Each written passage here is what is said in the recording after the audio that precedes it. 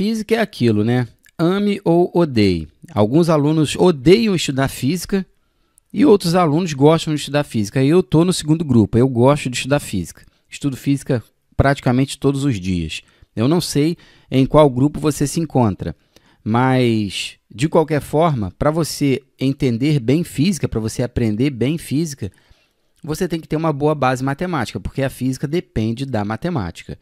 Então, nós vamos resolver as questões de física da prova do Colégio Técnico da Universidade Rural, que aconteceu no ano de 2023 para os alunos ingressarem no ano de 2024. São apenas 4 questões de física, tem 2 que tem que fazer cálculo, 2 que são assim, um pouco mais bem elaboradas, um pouco mais complexas, e outras 2 são questões conceituais. Não tinha que fazer uma conta sequer. Então, eu considero uma prova mediana. Já me deparei com provas de física, inclusive do Cefet, mais difíceis do que essa aqui, e até do próprio Setur mesmo. Tá bom? Se você está chegando aqui no nosso canal pela primeira vez, seja bem-vindo. Já dá um like no nosso vídeo, tá bom? E faça a sua inscrição no nosso canal para você não perder nenhuma publicação aqui que a gente faz semanalmente, tá bom? Vamos então resolver as questões de física do Setur. Então, a questão de número 37 da prova do Setur era a primeira questão de física. Em uma viagem à Califórnia, Estados Unidos, um turista, ao perceber que estava com febre, resolveu comprar um termômetro. Ao medir sua temperatura ao longo do dia, percebeu que ela evoluiu de acordo com o gráfico a seguir. E aí nós temos este gráfico aí, que é um gráfico da temperatura em graus Celsius em função do tempo em horas. E o que o Setur perguntou para os alunos, perguntou para os candidatos? Sabendo-se que nesses países a temperatura é comumente medida em graus Fahrenheit, a temperatura em Celsius, medida pelo turista às 8h30, foi qual temperatura? Então, nós vamos ampliar primeiro esse gráfico aí, para que nós possamos observar bem esse gráfico, pessoal. Veja bem, o gráfico ele mostra a temperatura em graus Fahrenheit, está aqui, ó, em função do tempo em horas, tá bom? Então, você observe que às 6 horas da manhã, a temperatura do turista era de 104 graus Fahrenheit. E às 10 horas da manhã, a temperatura do turista já era de 96,8 graus Fahrenheit. O que o problema perguntou? Perguntou o seguinte, às 8h30, que é aproximadamente aqui, ó, nesta direção, qual foi a temperatura do turista? Às 8 horas e 30 minutos do dia, nós queremos saber qual foi a temperatura do turista. Só que ele quer essa temperatura em graus Celsius.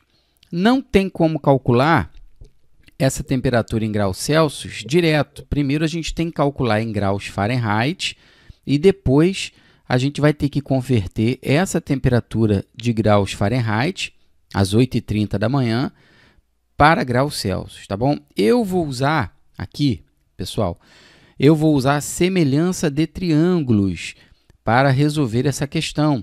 Se nós observarmos bem, nós vamos ver que está formado aqui um triângulo retângulo. Nesse triângulo retângulo, os catetos medem 4 horas, há uma variação de 4 horas. Por que 4 horas, professor Luiz Antônio? Porque de 6 horas da manhã até as 10 horas da manhã, há uma variação de 4 horas. E por que aqui o nosso outro cateto vale 7,2? Por causa da variação em graus Fahrenheit. Aqui, ó, de 104 graus Fahrenheit até 96,8 graus Fahrenheit, há uma variação de 7,2 graus.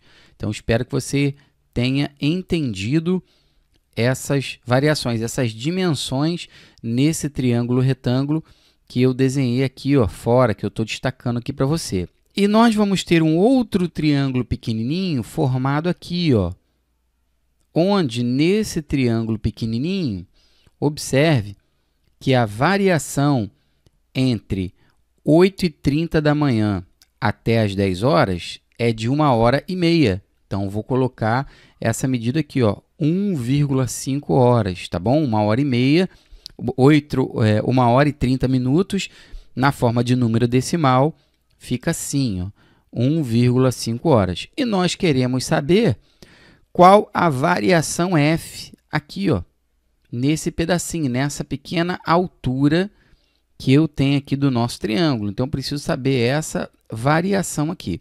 Aí, eu estou chamando essa variação de f, tá bom? Vou colocar em vermelho aqui para ficar padrão. Tá bom? Aqui, ó, f. E agora, nós vamos utilizar semelhança de triângulos para achar essa variação f aí, ó. Esses dois triângulos que vocês estão vendo aí, eles são semelhantes. Por quê? Porque os dois são triângulos de retângulos e nós temos aqui, ó, um ângulo comum para os dois triângulos, ok? Então, como fica a nossa proporção? Toda vez que você está resolvendo questão de triângulo retângulo, de semelhança de triângulos, nós temos que montar uma proporção. A nossa proporção vai ficar da seguinte forma, aqui, ó, 7,2 está para f,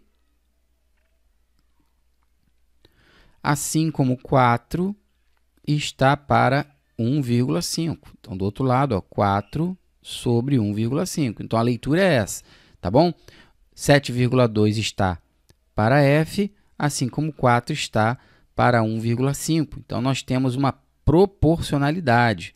E agora, nós vamos multiplicar cruzado. Nós vamos aplicar aqui a propriedade fundamental das proporções, ó, e vamos ficar com a seguinte equação: 4f igual a 10,8. Da onde saiu esse 10,8, professor Luiz Antônio? Da multiplicação aqui, ó, de 7,2 para 1,5. E esse 4f saiu daqui da multiplicação de f por 4. Agora, nós vamos dividir o 10,8 para 4 e nós vamos encontrar a variação da temperatura na escala Fahrenheit, que vai dar 2,7, tá bom? 2,7 graus, então, é a variação de temperatura, tá bom? Desse triângulo que você está vendo aqui, esse valor de f aqui, ó. E como é que a gente vai calcular agora a temperatura dele exatamente às 8h30? Basta nós somarmos aqui, ó, 96,8 com esse valor aqui que nós encontramos, 2,7. E aí, nós vamos encontrar 99,5 graus. Então, na escala Fahrenheit, às 8h30 da manhã, a temperatura do turista era de 99,5 graus Fahrenheit. Observe que, à medida que o tempo foi passando, a temperatura do turista, tá vendo? Ó, foi diminuindo. É importante você observar isso. Para concluir a questão agora, nós precisamos transformar essa temperatura aqui, que está na escala Fahrenheit, para a escala Celsius. Então, eu vou utilizar aqui, ó, a equação geral das escalas termométricas. Isso aqui não vem na prova, isso aqui você tem que saber, beleza? Então, essa aqui é a equação geral, ó, C sobre 5 igual a F menos 32 sobre 9. Isso aqui é a equação matemática que relaciona as temperaturas em graus Celsius e graus Fahrenheit. O que nós vamos fazer? Vamos substituir no lugar daquele F ali, ó, vamos colocar 99,5. Eu não sei se você já estudou no seu colégio ou no seu curso preparatório esse conteúdo de física, escalas termométricas. Então, aqui nós vamos encontrar a temperatura equivalente a 99,5 graus Fahrenheit, só que em graus Celsius. Essa diferença aqui, ó, 99,5 menos 32, essa diferença dá 67,5. E aqui a gente repete o 9 aqui, ó. Agora vamos multiplicar cruzado aqui de novo, ó. C vezes 5, C vezes 9, isso vai dar 9C. E 5 vezes 67,5, isso vai dar 337, opa, deixa eu fazer em azul que é melhor, 337,5. E agora nós vamos descobrir a resposta. Vamos calcular finalmente a resposta dividindo 337,5 para 9.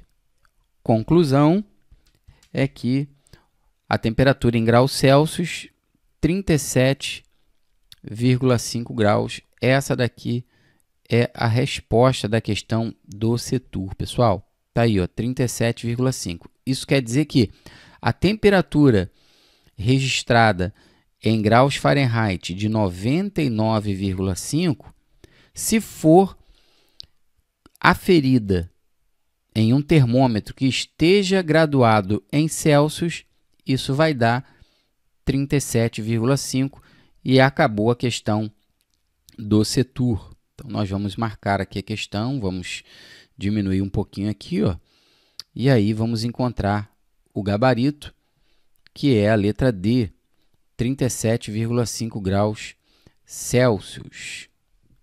Você já estudou escalas termométricas lá na tua escola?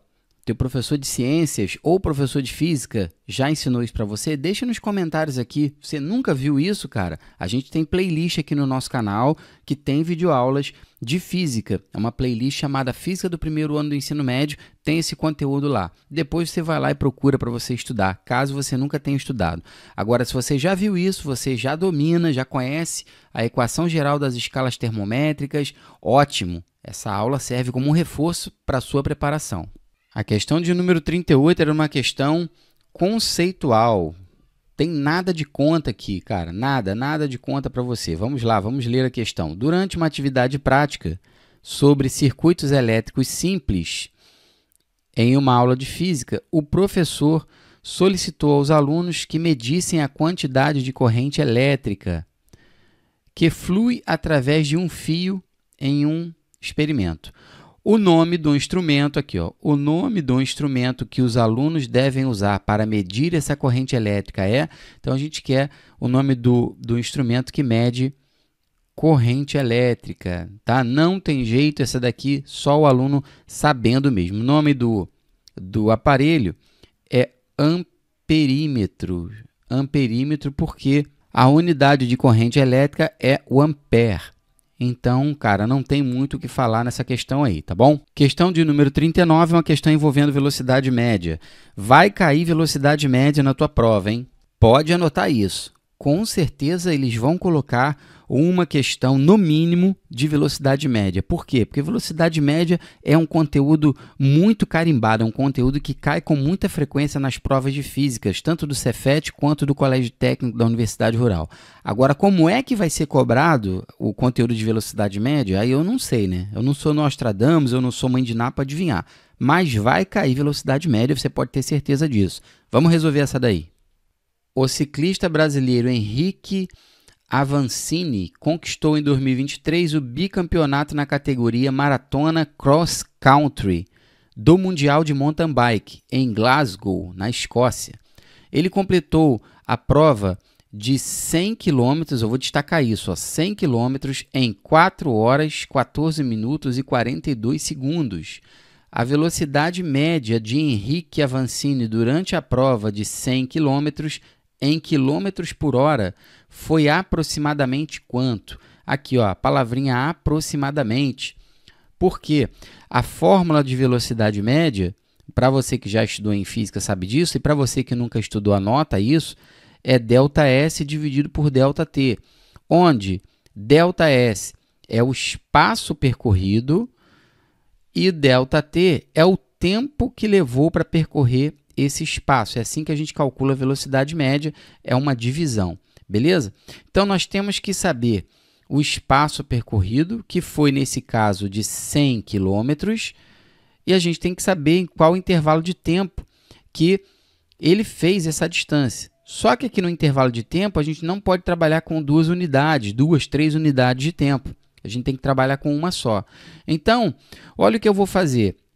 Eu vou arredondar essas 4 horas, 14 minutos e 42 segundos, eu vou arredondar, pessoal, para 4 horas e 15 minutos. Você vai entender por que eu vou fazer essa transformação. Porque, veja bem, esses 42 segundos aqui, tá vendo? Para chegar a 15 minutos, são 18 segundos. Tá? Então, é um intervalo muito pequeno. Como a banca do Setur colocou aqui, ó, a palavra aproximadamente, a gente não precisa calcular exatamente. Então, nós vamos arredondar, eu vou fazer esse arredondamento aí, ó, desses 14 minutos e 42 segundos, eu vou aproximar para 15 minutos, tá bom? E agora, nós vamos transformar tudo para hora. Porque, veja bem, 4 horas e 15 minutos são 4 horas mais 1/4 de hora. Como assim, professor Luiz Antônio? Eu vou te explicar. Cara, 15 minutos equivale a 1/4 de hora. Como é que a gente transforma isso? A gente divide por 60 aqui, ó. 15 dividido por 60 e agora a gente simplifica.